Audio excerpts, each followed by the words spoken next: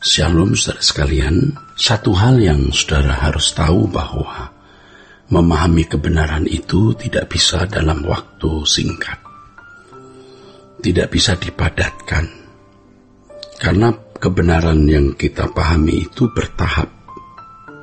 Ini paralel dengan berbagai ilmu pengetahuan yang lain seperti matematik, mempelajari bahasa, dan berbagai bidang ilmu pengetahuan lain paralel, saudara.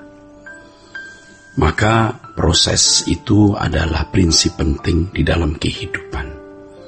Yesus sendiri di dalam Alkitab mengalami proses makin bertambah hikmatnya, makin bertambah besarnya, makin dikasih Allah dan manusia. Jadi tidak bisa dalam sekejap seseorang itu menjadi dewasa. Tidak dalam sekejap seseorang itu mengenal kebenaran. Sehingga perlu sebuah proses. Proses.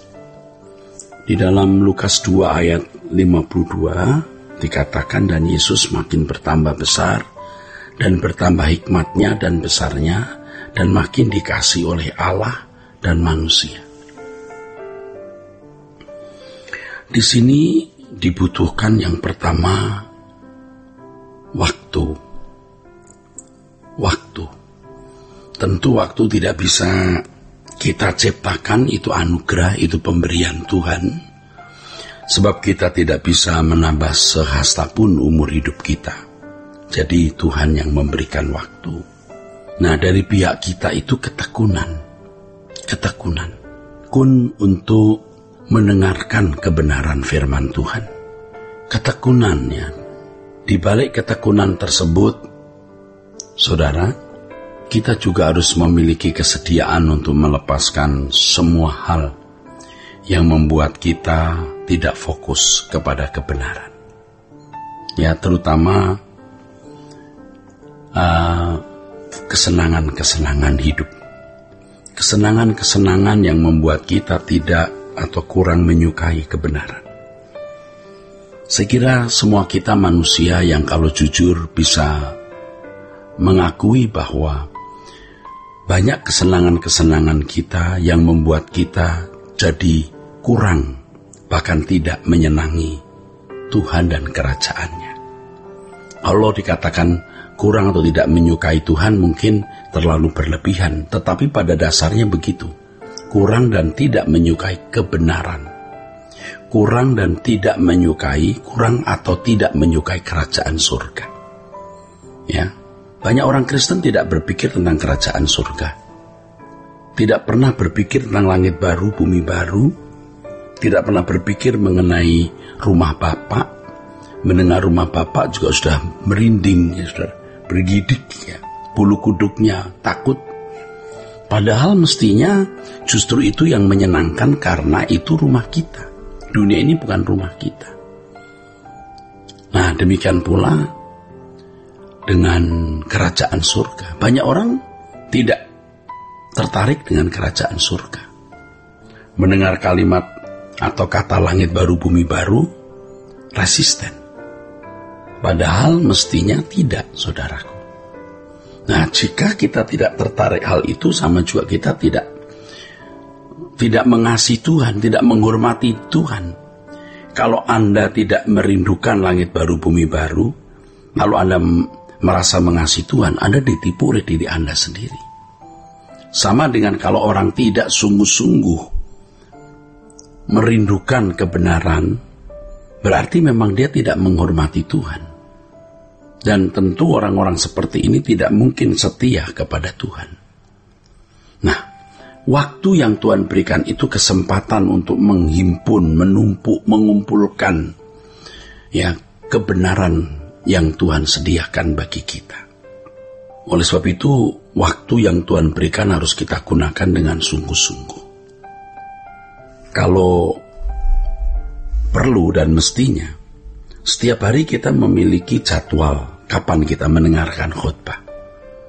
Kalau saudara mempercayai apa yang saya sampaikan, saudara melalui Truth ID atau Truth TV, saudara mengikuti kebenaran yang disampaikan melalui Truth TV atau Truth ID ini, saudara.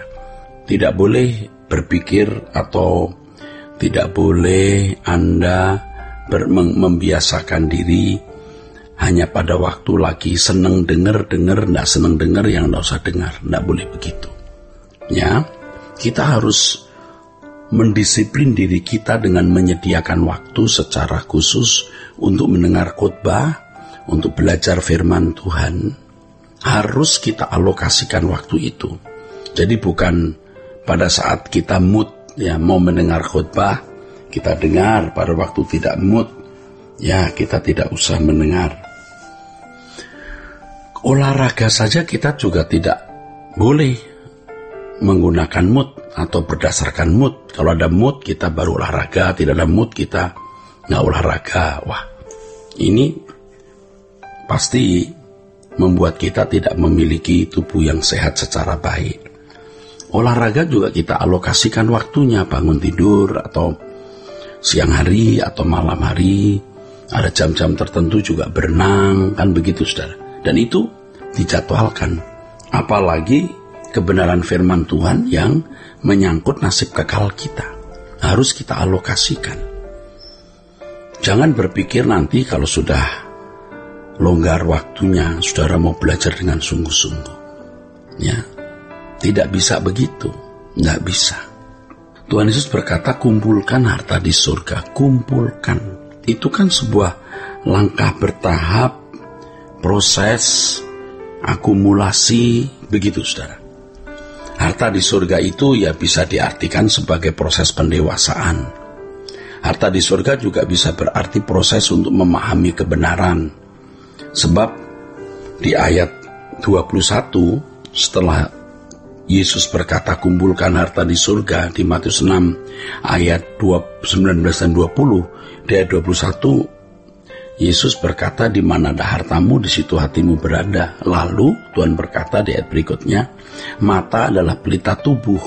Kalau matamu baik, baiklah seluruh tubuhmu. Ya. Kalau matamu gelap, gelaplah seluruh hidupmu. Nah, mata di situ sebenarnya bicara mengenai pengertian. Ya. Pengertian. Mata adalah pelita tubuh. Ayat Matius 6 ayat 22 dan Matius 6 ayat 23. Pengertian kita tidak bisa dibangun dalam satu hari. Tidak cukup dalam waktu 1 tahun. Sepanjang umur hidup kita ini adalah proses belajar untuk menyerap kebenaran sebanyak-banyaknya. Lagi pula firman Tuhan mengatakan manusia hidup bukan hanya dari roti, tapi dari setiap firman yang keluar dari mulut Allah.